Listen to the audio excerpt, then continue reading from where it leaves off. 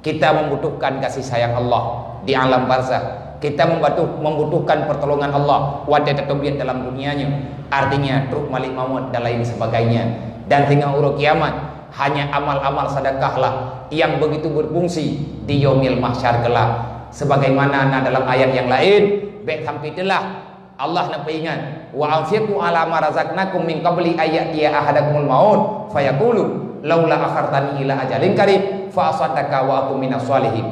Allah nak ingat, baik sampai itulah katanya roh mantang udip na harta lung juk bagata bacut nyan kena kata talu lung kena kalet katim bagi puhan lung kalung juk na pegah li Allah infaklah pada jalan agama. Oh yang lu yuba ba laju akan lu gantau lain be dia tu wadah tamu sedekah katian mon nunggu hana pernah tu ia langon menyamon kriet dua boh timah ta ceruk tririan ta ceruk makin dit maka itanyo 3 minggu 3 payah kuah mon tapi hana mana mon tabe tatemku tabe item tu bit ia tabe tatem ceruk tabe mutamah ia. Begitulah orang bersedekah tak akan pernah habis, akan getamah li Allah Ta'ala.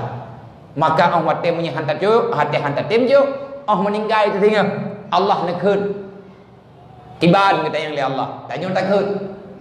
Ya Allah, laula akhartani ila ajalin qarib. Nak mahana meninggal lu milih ya Allah, lu kena sedekah, tapi itu sudah terlambat. Sebelum terlambat, nyo mentang nawate tu.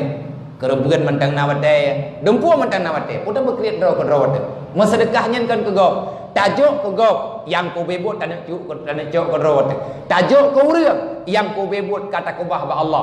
Allah akan kepulang atanya ke ketanya. Hingga wate perle Allah Taala akan geju. Wa ma indallah baq wa ma indahum yanfat. Yang na bagi tanya abih yang takubah ba Allah.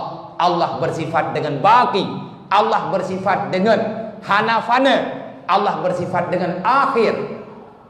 Artinya sampai akhir masa, sampai ke habis masa dunia li Allah, ada yang kata sedekah, baik dengan infak, baik dengan wakaf, baik dengan sedekah dan lain sebagainya. Menyakata pulang ba Allah dengan cara apapun, Allah siap menjaga. Ada yang na bagi tanya, ada Allah gejuk bagi tanya. Tak pegah ba Allah, kalau juk pulang ya Allah, kiban cara tak pulang melalui sedekah, maka Allah senang ke tanya, sayang ke tanya.